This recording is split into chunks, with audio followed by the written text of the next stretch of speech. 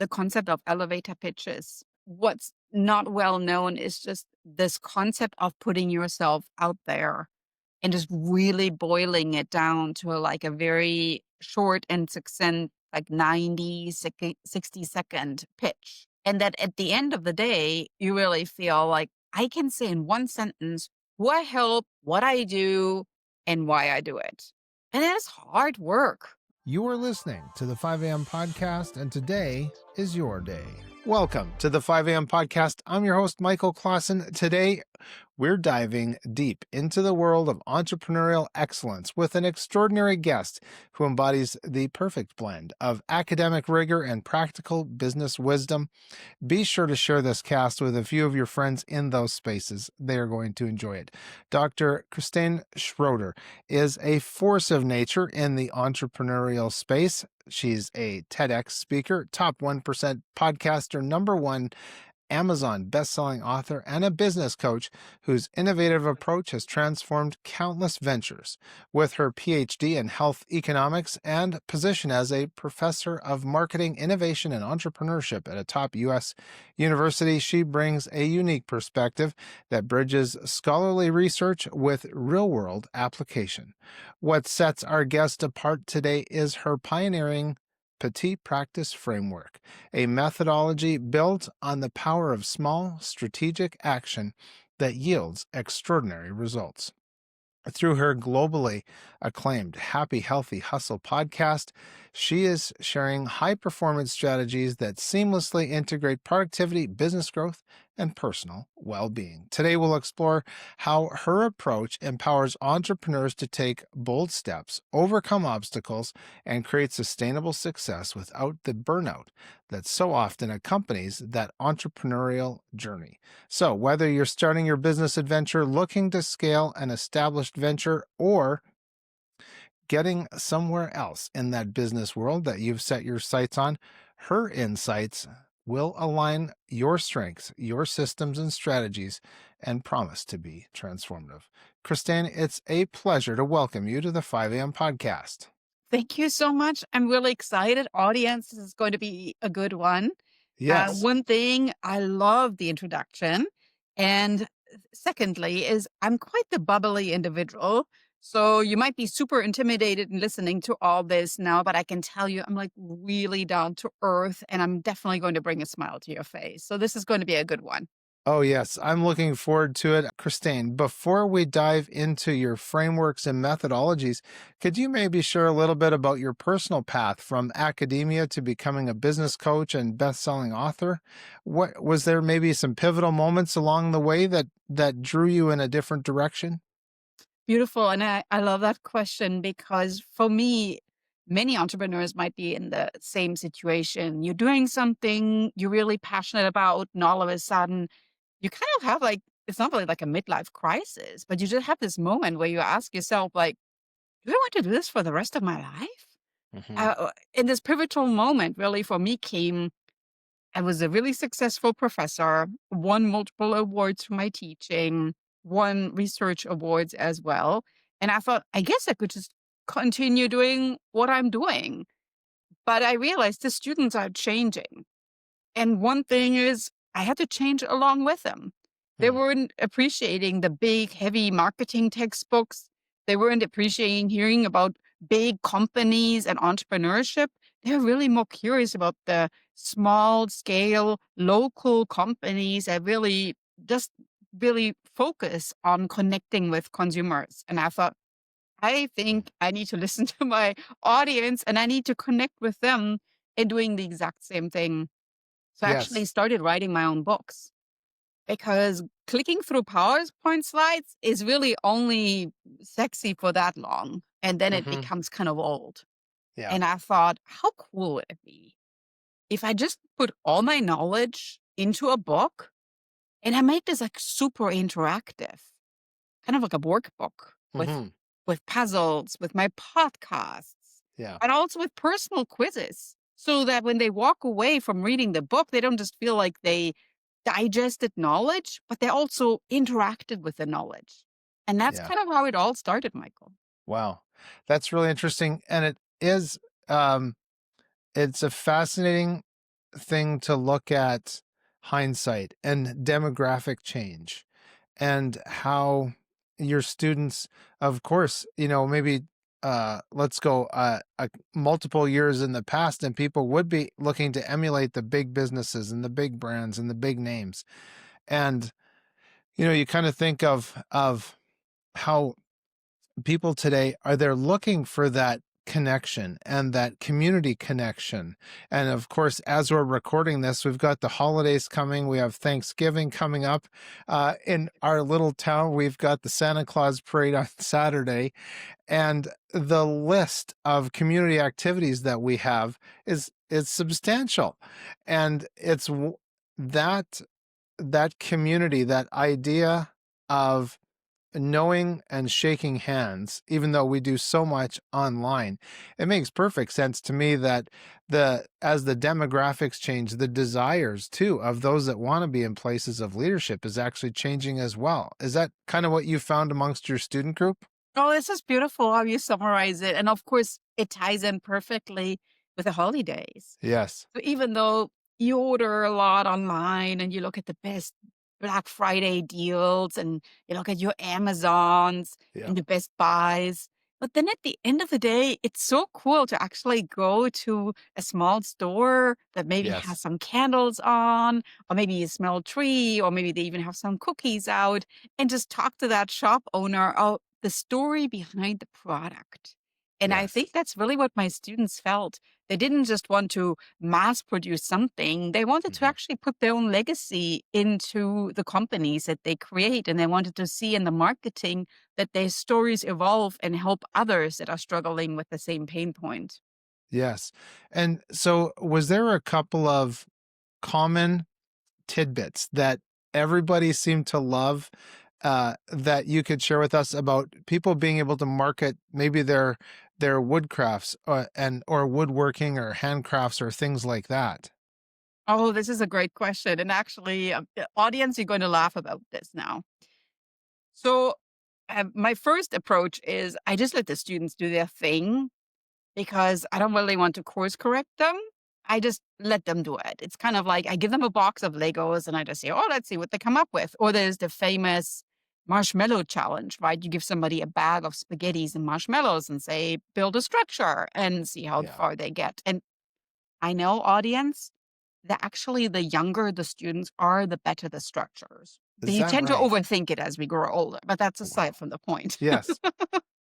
The marshmallow challenge really gets really complicated when you put some, like established entrepreneurs there. They're like, let me think Yes. about this. It just start playing with it. All right. Yes. So I let them do their thing.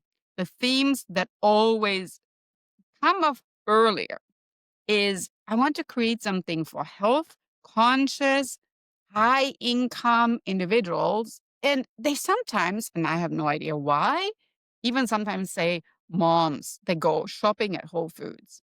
Okay. Health conscious, and then it's something with regard to high income selling it at Whole Foods. And then I tell them, health conscious about what? We're all conscious about something, but you have to Mhm. actually create your little niche. Like think when you travel to Hawaii, you don't just say, I'm going to Hawaii. Everybody will be saying, like, oh, big island or where? You have Yes. to be a little bit more specific. You can just say, oh, well, I'm flying to Hawaii. Like, I Mhm. mean, like, in general, the niche is where the magic happens. When you Yeah. start planting young palm trees and all of a sudden you get really specific. So that's the main problem. They're always like, something for health conscious individuals, ideally, Yeah. maybe even like a snack product or a shake, or maybe it's an on the go bar, because I just feel there's a really great demand on there. And I'm like, do you think so? Okay, when has the last time been at the store that you actually took a picture of that very Yes. saturated shelf? Yes. And have you realized how many companies are trying to find just a tiny little shelf space there? So you want to just wedge yourself between there? So who's going to leave the shelf for you to make Mhm. room? You better be really good. That's always the same problem at the beginning, Michael. Yes. Well, and that's probably where those small steps come in. But as you were talking, I was thinking about something my friend Steve and I would chat about in our entrepreneurial discussions, and he would say, Michael, if you serve the masses, you'll live among the classes. And if you serve the classes, you'll live among the masses. And boy, oh boy, that has always stuck with me so much of targeting our audience and who we're going to go after as a client and with what needs of theirs are we going to meet with our product. And for my wife and I now, our product is 5am podcast. And what a delight to bring people like yourself just to so many listening ears and throwing some lifelines out. But I would love to hear about your Petite Practice framework and how it's resonated with so many entrepreneurs, because we know baby steps are the way we all start walking. Beautiful. And coming back to that marshmallow challenge, Mhm. which seems very overwhelming, if you really break it down into steps, like thinking, all right, so first, maybe we're thinking the marshmallow pokes into this spaghetti stick, Mhm. and I have to create a strong base foundation, and then maybe I can layer on top of that. It's similar to a petite practice. So Mm. I'm from Europe, you my accent, Yes. came from Germany here, 2 suitcases in hand, no family anywhere or friends anywhere inside. And I basically thought, all right, I'll figure this out here by myself. And in a certain way, the petite practice has always traveled with me throughout my whole life. I Mm. always thought, hmm, I wonder whether there is something small I can do about this right now before I change my mind. And that is really the essence, that you're breaking it down into small steps and ideally take that very first step right now. And that builds momentum. And the Mm. momentum is really when the magic happens, because tomorrow you're going to be like, I already did something on this. So let me continue working on this. I think actually I thought about this when I stepped away from this problem. And I think I can build this on a little bit more. And Mhm. that is really what I see with my students. My books are all built in worksheets, and they're always one-page worksheets. So we do one, and then we take a step back, and then we Mm. talk about it, and then maybe we do another worksheet so that they have time to digest. It's nearly like the snacks that they all want to Yes. create. But at the same time, it builds on each other and allows room to breathe, to settle, and it also allows them just room to play, because I'm not saying, well, we're going to create this 4-week big thing now. And at the end of it, you get your course grade. They would be so scared. But I Yeah. tell them, no, no, no. Every time you do something, you get like a little piece of your final course grade. And then Yeah. actually, like, you know what? I can do this. I just have fun with it. I'm just going to explore. And if I pivot, that was just my own unique way of learning. That's maybe not the way to go. Right. Yes. So that's how it Absolutely. works. Yes, that's wonderful. And ladies and gentlemen, before we hit the record button, we were talking about Germany and Friesland and the Netherlands. For some reason, my Beppe and Paka, my grandparents, always called it Holland. They would like the Netherlands did not exist to them. And then we think about our friends from Denmark. And so you've got the design of the Danes, you've got the manufacturing of the Germans, you've got the shipping of the Dutch. I mean, we conned everyone into taking tulip bulbs as currency back in the day. So the reason I bring that little bit of fun up is networking and specialities. Can you maybe talk about how some of your students maybe find that they're not good at one thing, but they're really good at something else, and they can connect with their Danish friend to say, please design this as form follows function? Oh, that's a beautiful point that I teach in my classes too.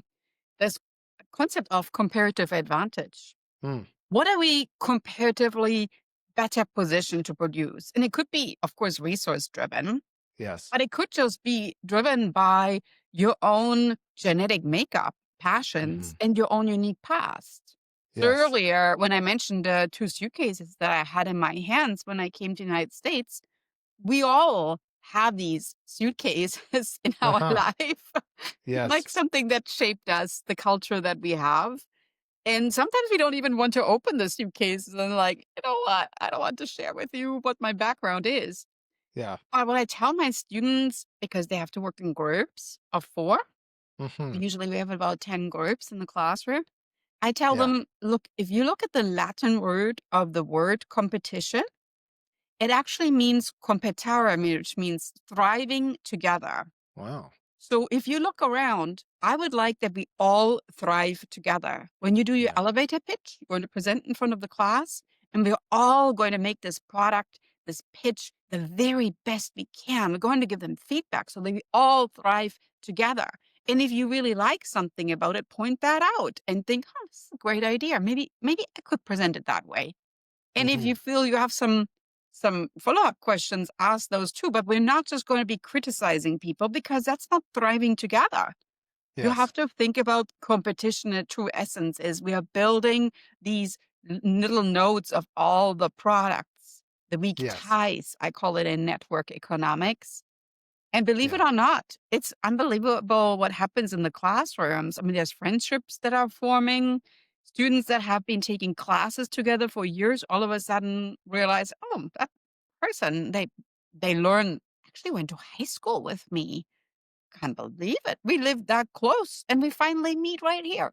So I'm Yes. pretty happy about the fact that sometimes the petite practice, the small step, Hmm. of making that first connection then really builds what entrepreneurship in essence really is, this undertaking of an idea, turning a pain point into a problem and a solution. Yes. Now, speaking of the little steps, I brought over this book that I'm working through right now, The Rich Man's Secret by Ken Roberts. What a great book. And it talks about the little steps and just taking that first step. And of course, another part of the book is where our protagonist is learning to not take a thought and just let the process happen. Can you, I don't know if you're familiar with that book. Can you talk a little bit about that? Yeah, so I talk with my students a lot about the hero's journey, Ah, yes. Yes. which is in essence really what you want a consumer to feel like. Mhm. You're the guide, the hero figures things out, and you're just there along. And we always know that famous comparison of somebody in a rowing boat and you throwing them all different kind of rescue equipment, and that person just tends ignoring it because they're looking for something different. And you're Ah, like, "Well, yes. I'm trying to help you here, so you actually have to interact with what I'm offering you." Because sometimes in life we think, "Oh, really wanted to be it that way," but Yeah. in reality, it helps to get that thought. Maybe it's Mhm. supposed to happen just like that. Yeah. And think of it like what is supposed to happen. There's maybe like a learning lesson behind that. So I love that you're bringing up the book and I love that you're bringing up the idea of thought because Yes. sometimes we're just so in the moment that we completely oversee that there is already a win happening right now. And we don't even praise the progress that we have taken all along. Mhm. And part of what we're talking about here, this collaboration and the true meaning of competition, because words kind of get co-opted by different, let's say, methodologies or interests. And I remember from back in the day of hearing, well, in your marketing campaign, you always need an enemy. Mm. And I think there's better ways. We can catch more flies with sugar and honey than we can with vinegar. Like, can you talk a little bit more about that? We don't actually need an enemy in our marketing campaign. Yeah, I think as soon as you start talking bad about people, it makes you look bad because Yeah. you're downgrading something that actually one of your customers might really love and appreciate. It's Yes. making you look really poor because you're, in essence, really diminishing their current solution to a problem they're struggling with. Yeah. So, the way to look at this is I just let attributes speak. I tell my Mm. students choose the one minimum value that you feel your one product really competes on, put that in the very top row and then choose 3 or 4 other companies that you feel are maybe close to your product, but they don't have that one particular attribute. So that's your minimum value proposition. What is it Mhm. that makes your product comparatively better than these other ones? And really importantly, the better is just that for that one niche, that is their better solution. It doesn't mean that on all of the attributes, you're going to check mark and you're going to say this is the most brilliant thing ever, because Uh-huh. maybe it's more expensive and some people can't afford that. So it's not the most brilliant solution ever. Or Hmm. maybe it's only available in certain markets. So you need to think a little bit about making my product describe doesn't mean I make something else look worse.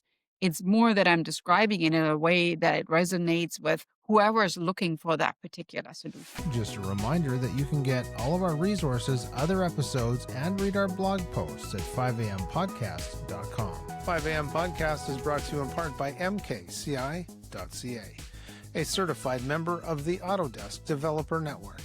MKCI helps companies maximize their AutoCAD, Inventor, Navisworks, and other design software investments. Their innovative products like the CommandSys script editor and the Clash Management Suite will streamline your workflow and boost your productivity. Visit mkci.ca today to discover how they can enhance your competitive CAD advantage. That's mkci.ca. I remember thinking back to those times where I would be told that. I would think, yeah, but in my pitch, uh, let's just set aside the downgrading of somebody else, and it might be so it might actually be a favorite of somebody that I'm talking to, but why do you even want to draw their attention away to a competitor's name and product? But I do want to ask you something about lessons learned, and I kind of coined this phrase, or I'd like to think I coined this phrase, MVL, most valuable lesson. And are there some pitfalls that you've seen maybe amongst your students or in your career that it looked like a pitfall, but it was actually a really valuable lesson?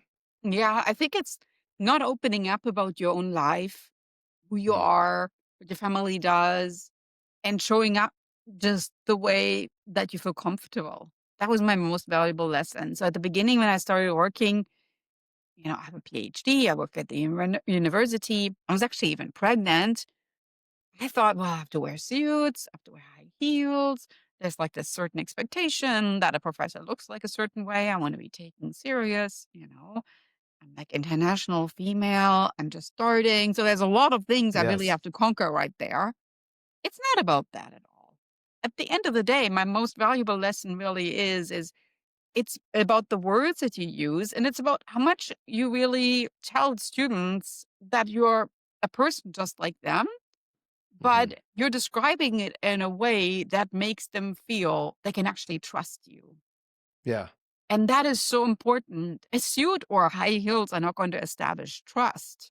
They're just going to say, well, she can put this clothing on, right? Hmm. But at the end of the day, if you say, well, look, maybe today I'm a little bit tired because I'm pregnant right now. Hmm. You got to help me out here. If I make a typo on the board, just let me know because it's truly nothing against my spelling. It's just today I am maybe not quite myself.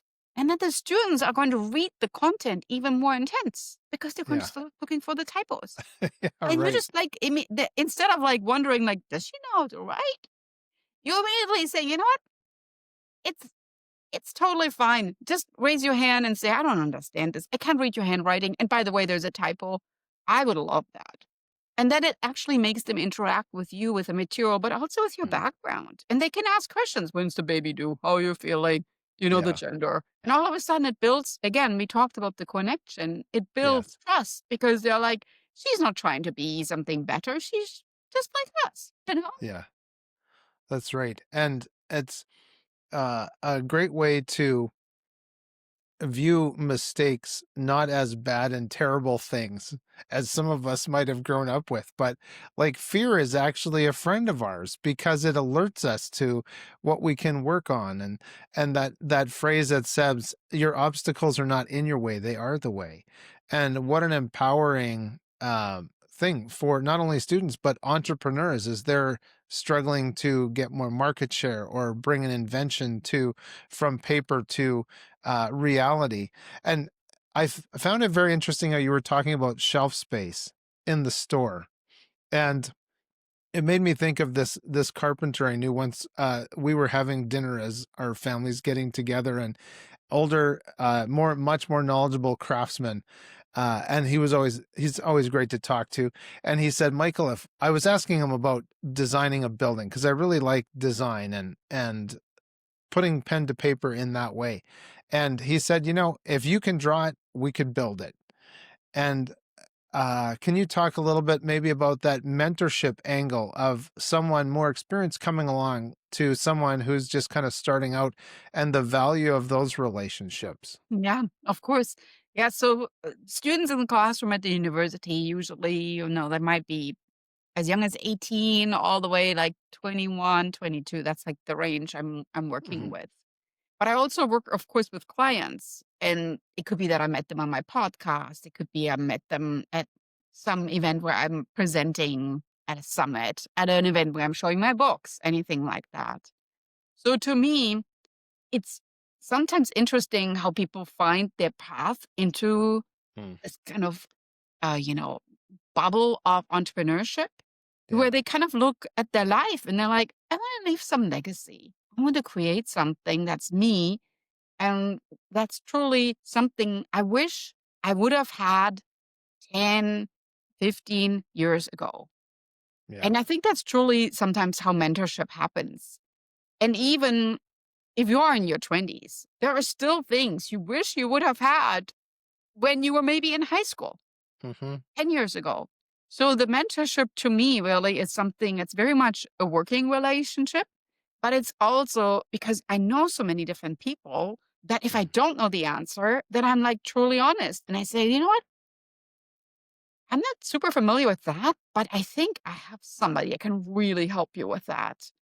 And let me connect you to. And it feels really great to make that connection, to be Yes. that kind of matchmaker right Yeah. there.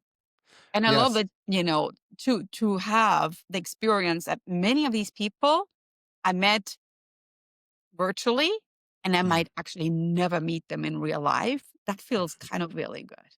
yes. Yeah. To make those connections. And so I want to ask you then about your background in health economics. And how has this academic expertise that you've gained informed actually your business coaching methodology? Yeah, so we talked earlier about the petite practice, Yes. the small steps to big goals. Given that we are moving to the holidays, this is the perfect the perfect time where people move to family traditions Hmm. and then 6 weeks or we're starting to think about their health.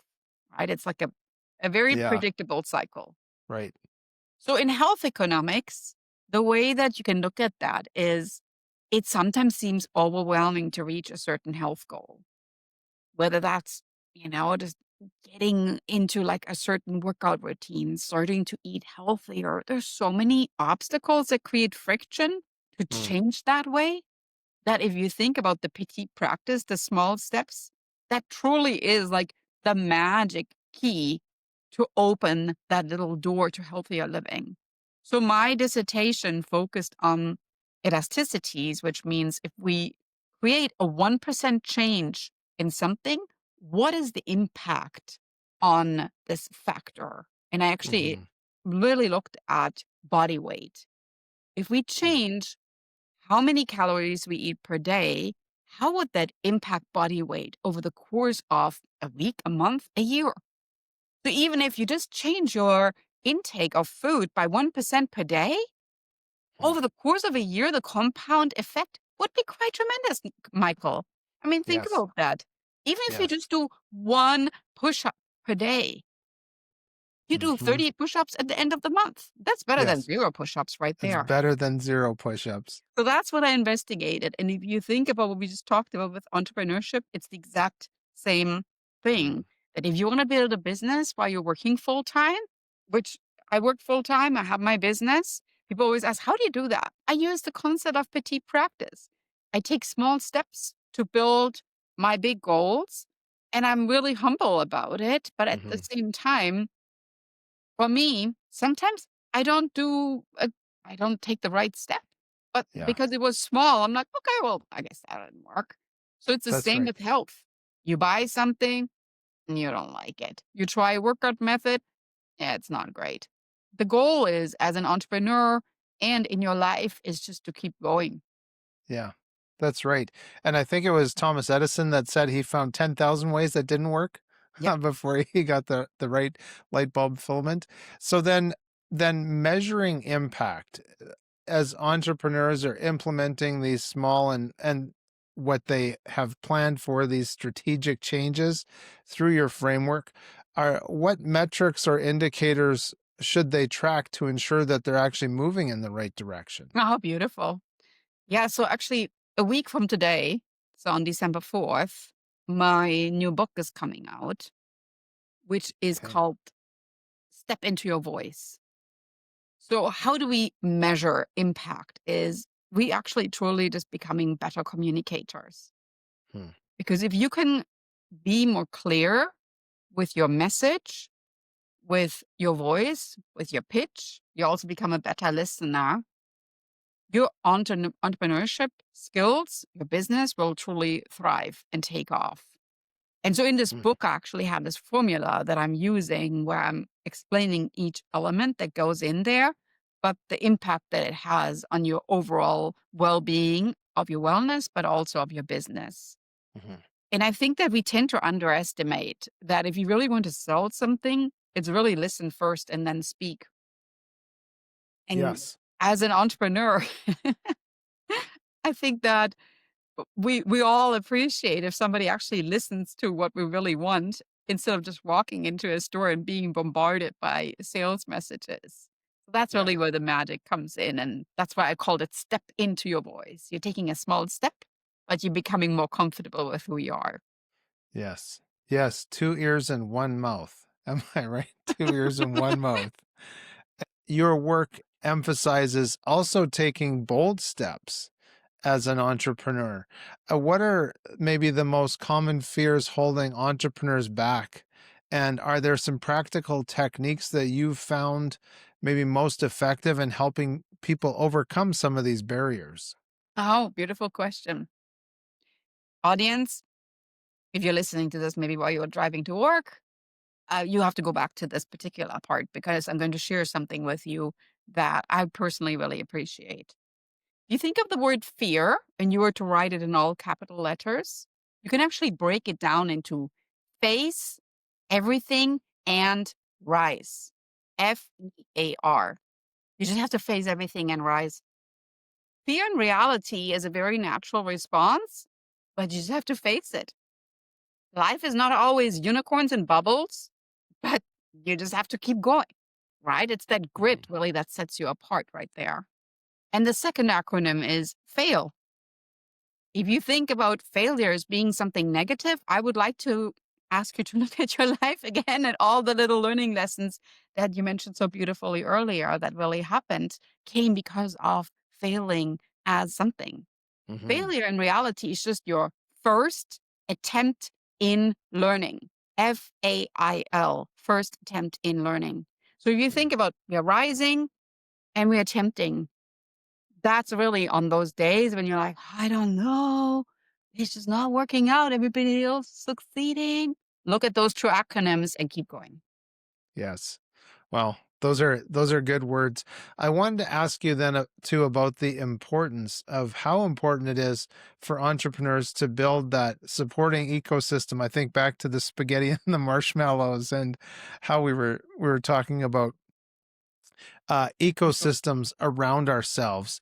And is there maybe some a picture you could kind of paint for us of that ideal support system, what it would look like according to your research and experience? Yeah, in my book, I actually describe it the fan. Mm. Right? So think about a fan, and in the middle of the fan, we kind of have this bullseye where the blades are attached to. So if you break up the word fan, right? F, family. That's like the core in the middle. It's that bullseye right there. If you have an idea, you got to run it by your friends, by your family, and they just have to listen to it. When I prepared for my TEDx talk, you know how many times my husband and my daughters had to listen to my TEDx talk? My daughters claim that they knew the TEDx talk by the time I was actually presenting it, but that's aside from the point. So the middle of the fan is your friends and family. The A stands for acquaintances. So those are people you kind of know. Maybe you met them Mhm. on LinkedIn, Facebook, maybe like neighbors, acquaintances. You're not related to them, but still you see them and you can maybe like bounce an idea off them, right? And then the N in the fan, and that's the model that I'm using, is network. So those are all people you could reach out to and ask them, and you build an additional network with it. Now, in our life, statistically speaking, I guess there's research that says you will only really ever have 250 friends, which right now doesn't sound like a lot if you have like Mhm. 4,000 connections on your Instagram or your Facebook or your LinkedIn or whatever. You're like, 250 is not a lot. Well, it's really the people that you can call up to and bounce an idea.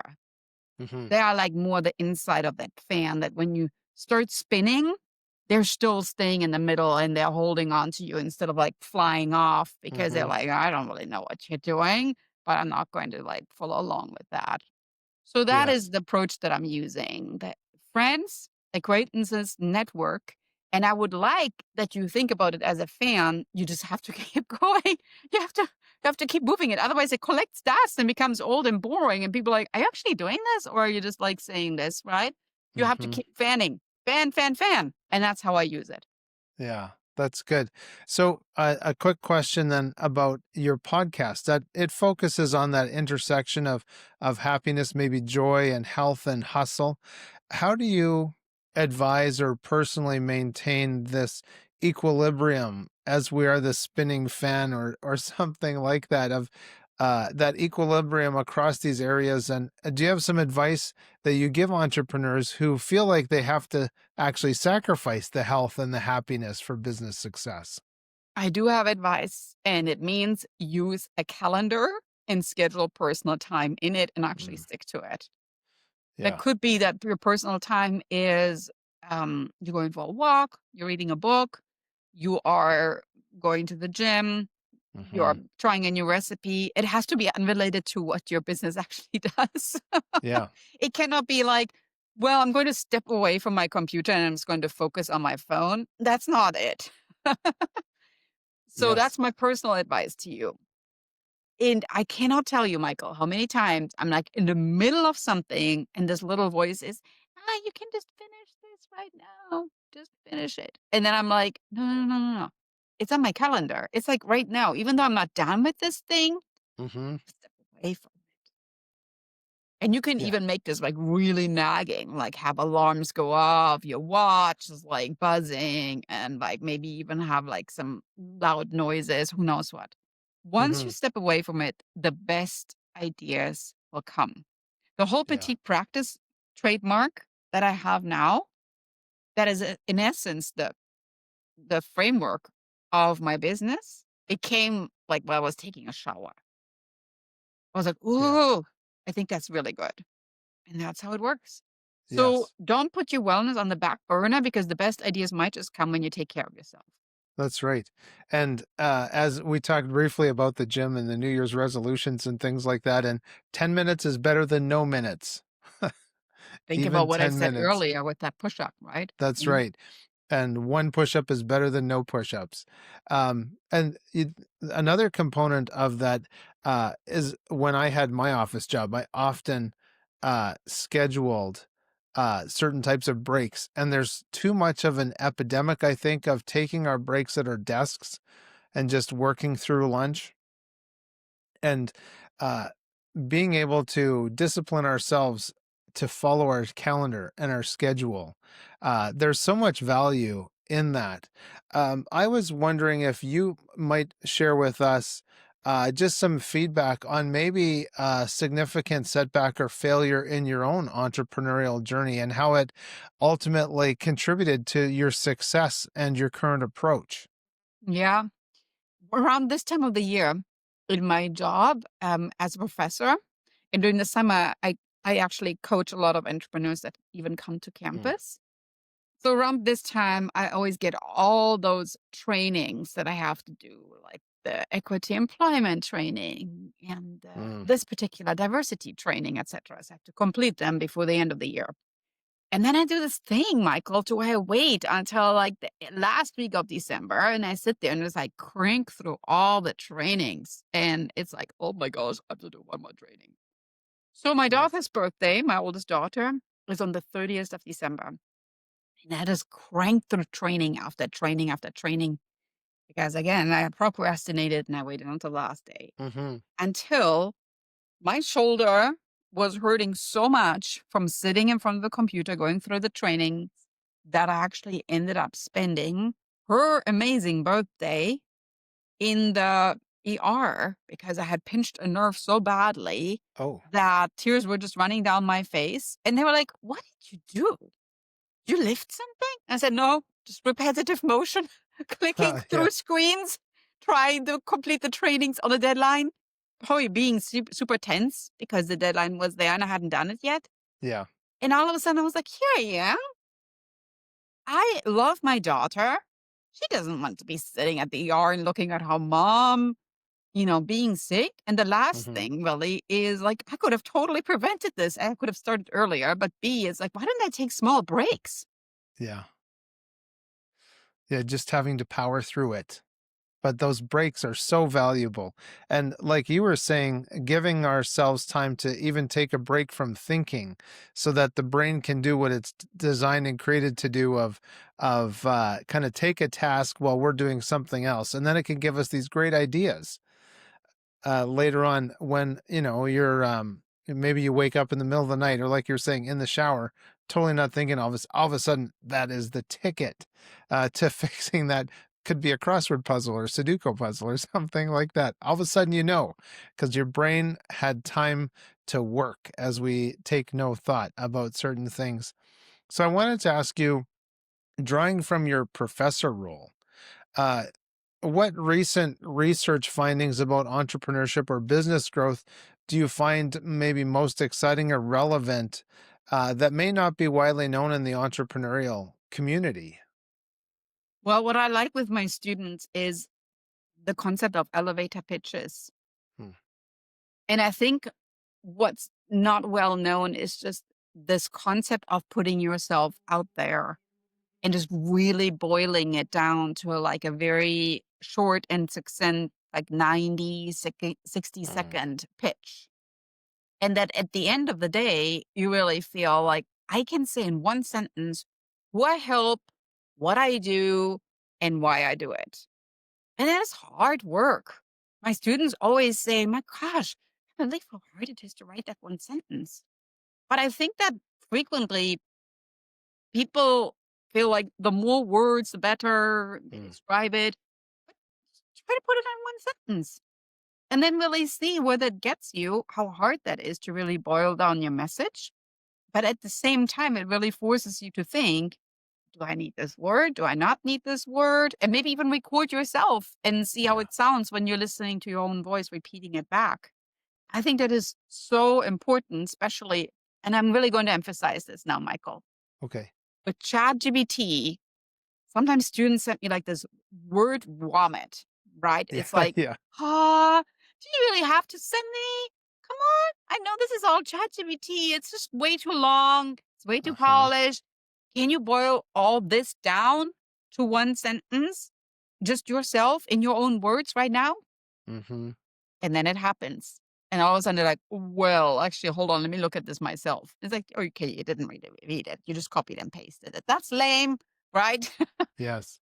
And I think that Yes. is really where the essence comes in, that you feel you're saying it in a way that it resonates with you, as if Mm-hmm. you were maybe telling it a family member, an acquaintance, or somebody in your network.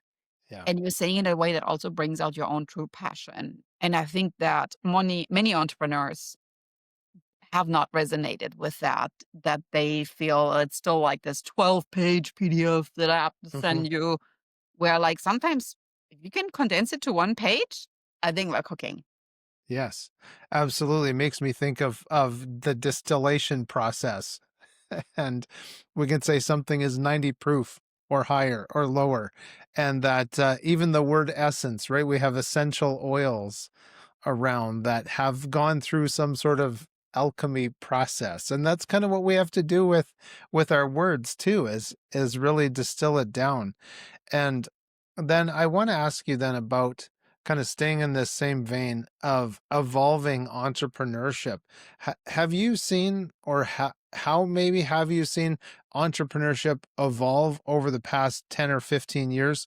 Are there maybe some emerging trends that you believe will shape the future of independent business?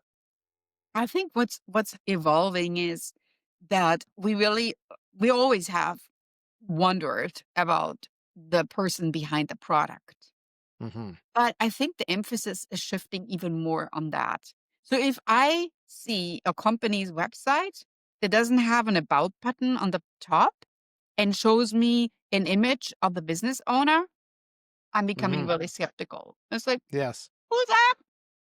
That somebody actually exists, or is it just AI? I don't know. Yeah. So I want to see a person. I want to see a struggle. I want to ideally even get a little behind the scenes. Like, here we are, we're living in Colorado, and there's my family. Well, you don't have to show the whole family, but yeah, Yeah. like what I always ask my students is, I don't want like some sassy business name. I want to know what the product means to you, and that the Hmm. name of the product ideally reflects something that is something where I'm like, "Oh, tell me more about this," right? And Hmm. that is just so important. So for me, I feel like the story is really going to become the focal point as we move into 2026. Yeah. It's like, tell me more about it, and ideally in your own words and not by ChatGPT. That's right. And so we're not quite wrapping up yet, but we should let people know how they can get in touch with you online. For sure. Yeah. So you can actually, the very first button on my website, drchristiana.com, is my about button. And because I want to create some curiosity, there are some pictures there from me when I came here from the United States. So that's like 25 years ago. Even some pictures when I earned my PhD in the cold Indiana at Purdue University. So drchristiana.com.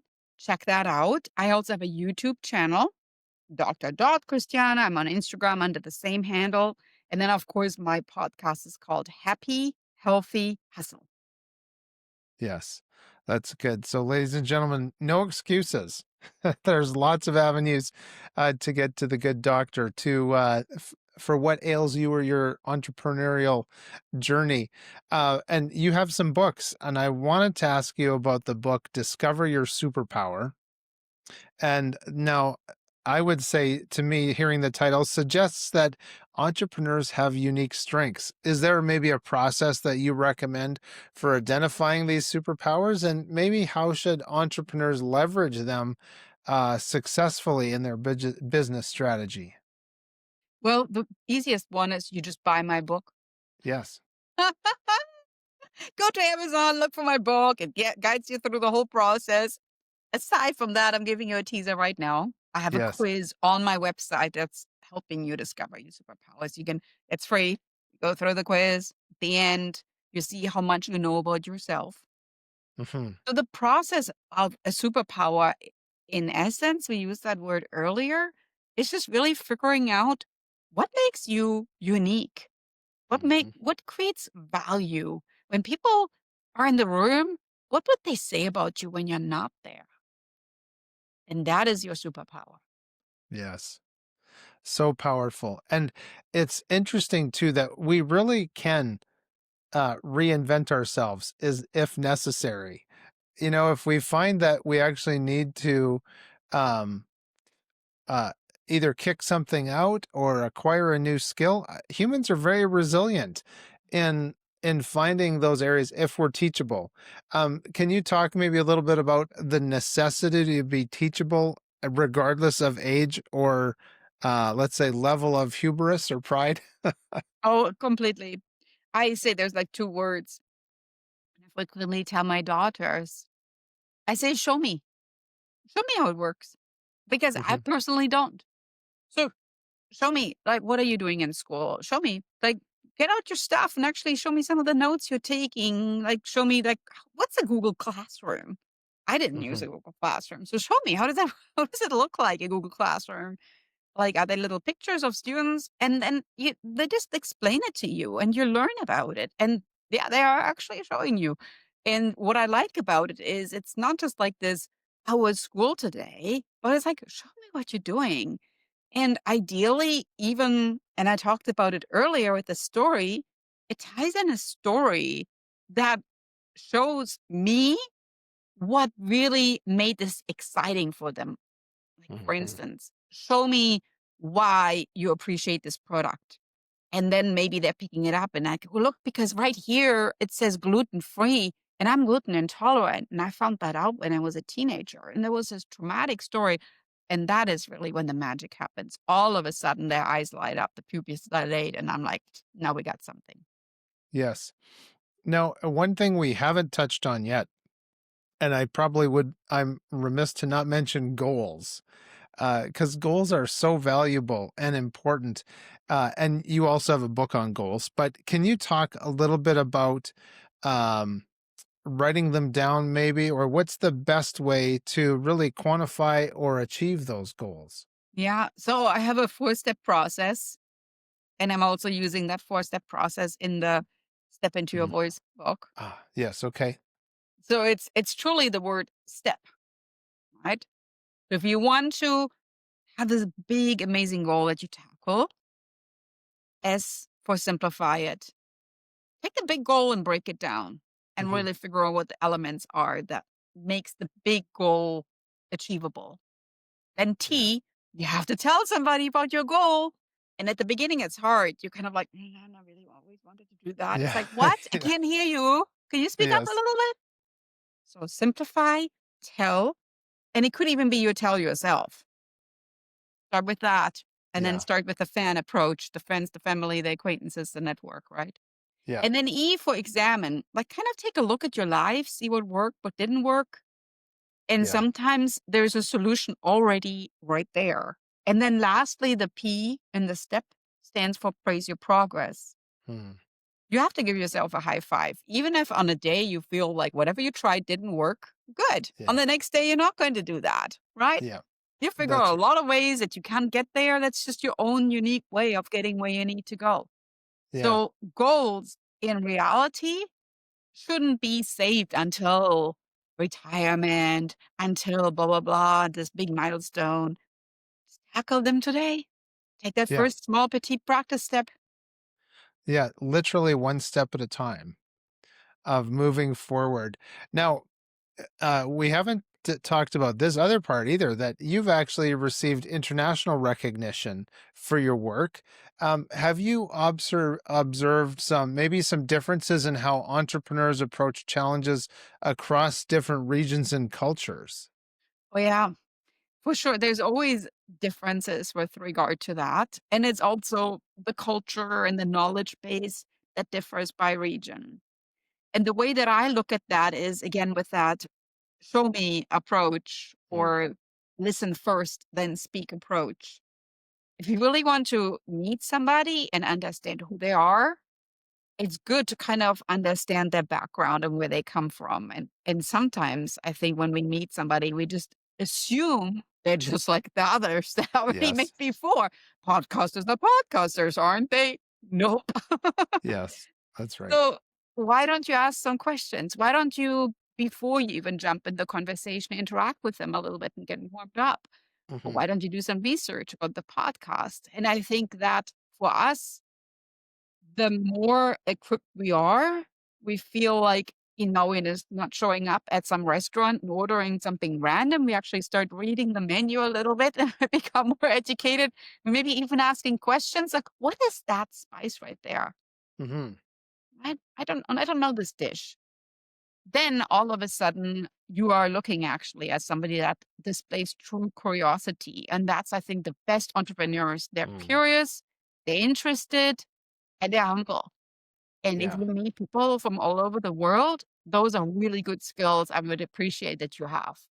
Yes, absolutely. Curiosity, humility, and just having that inquisitiveness.